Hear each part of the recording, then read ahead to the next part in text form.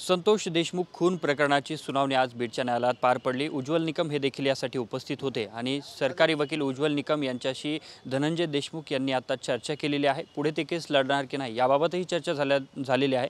काय सांगाल, आज न्यायालयामध्ये अतिशय महत्त्वाचा निर्णय देण्यात आला आणि दोषमुक्तीचा जो अर्ज होता तो देखील फेटाळण्यात आला आहे। आम्हाला अपेक्षित होतं की हा दोषमुक्तीचा अर्ज हा न्यायालय फेटाळेल, कारण का 3 महिन्यात जे CID SIT आणि सर्व यंत्रणेने जे तपास केला होता ते या अनुषंगाने केला होता की हे सगळे आरोपी कशा पद्धतीने आहेत, यांनी हा गुन्हा कसा केलेला आहे, हा खून कसा केलेला आहे, एका माणसाला निष्पाप कसं संपवलेलं आहे, याचे सगळे पुरावे CID SIT कडे होते आणि तेच चार्जशीटमध्ये देखील त्यांनी सादर केले होते आणि त्यांचा अर्ज हा निकाली निघणार आहे आणि रिजेक्ट होणार आहे अशीच आम्हाला अपेक्षा होती। आता इतर जे आरोपी आहेत त्यांनी सुद्धा डिस्चार्ज ॲप्लिकेशन केलं आहे आणि वाल्मिक कराडने तर जामीनसाठी अर्ज केला आहे। नाही, आता याचं लगेच जे म्हणणं आहे, जे वकील साहेब आहेत निकम साहेब, तर ते लगेच त्याचं म्हणणं त्यांचं वकिलांकडून जे म्हणणं आहे, CIDचं जे म्हणणं आहे ते आजच सरकारी पक्षाकडून कोर्टात दिलं जाणार आहे आणि ह्याची सगळ्या मिळून सुनावणी ही 4 तारखेला होणार आहे। आता तुमची निकम साहेबांसोबत चर्चा झाली आहे, आता ते खासदार झालेत, सर्वत्र चर्चा अशी सुरू आहे की ते आता पुढे केस लढतील की नाही, याबाबत काय चर्चा झाली? याबाबत मी आणि गावकरी यांनी चर्चा केली आणि आम्ही त्यांना विनंती केली की ही केस अशाला अशी पुढं तुमच्या माध्यमातून लढली जावी।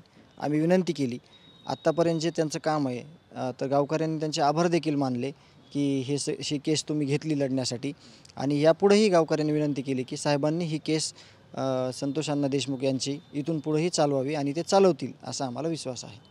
नक्कीच तुमची त्यांच्यासोबत इतर आणखी काही चर्चा झाली का? आणि तुम्ही सकाळी हे सांगितलं होतं की पुढच्या आंदोलनाची दिशा ठरवणार आहे निर्णय आल्याच्या नंतर, आता काय ठरलं आहे? आता परत 4 तारखेपर्यंत जे काही प्रॉपर्टी अटॅचमेंटचा अर्ज आहे, जे ह्यांच्या बेल ॲप्लिकेशन दिलेले आहेत आज, त्याचे राईट संदर्भात मी त्यांना थोडी चर्चा केली, तर ते देखील आपल्याला 4 तारखेला बघणं महत्त्वाचं ठरणार आहे आणि लवकरच 4 तारखेला ह्या सगळ्या गोष्टी क्लिअर होतील। एक आरोपी फरार आहे, त्या संदर्भात तुम्ही आंदोलनाची दिशा ठरवू असं सकाळी सांगितलं होतं, त्याबाबत काय निर्णय होईल? त्याबाबत गावकरी ज्या पद्धतीनं आंदोलनाची दिशा ठरवतील त्या संदर्भात चर्चा करून पुढची दिशा ठरवली जाणार आहे। परंतु काय करायचं नेमकं, आंदोलन कशा प्रकारचं करायचं, तो जेरबंद कसा झाला पाहिजे किंवा कधी म्हणजे कशा पद्धतीनं त्याला केलं जाईल, या संदर्भात आम्ही चर्चा करून पुढची दिशा ठरवणार आहोत।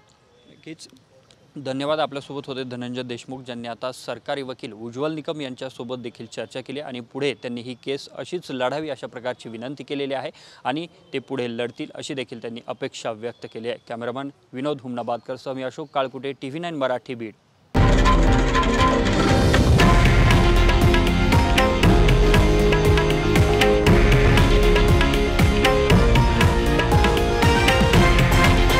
हे आहे देशातील नंबर 1 न्यूज नेटवर्क आणि आपण पाहत आहात TV9 मराठी, एकमेव।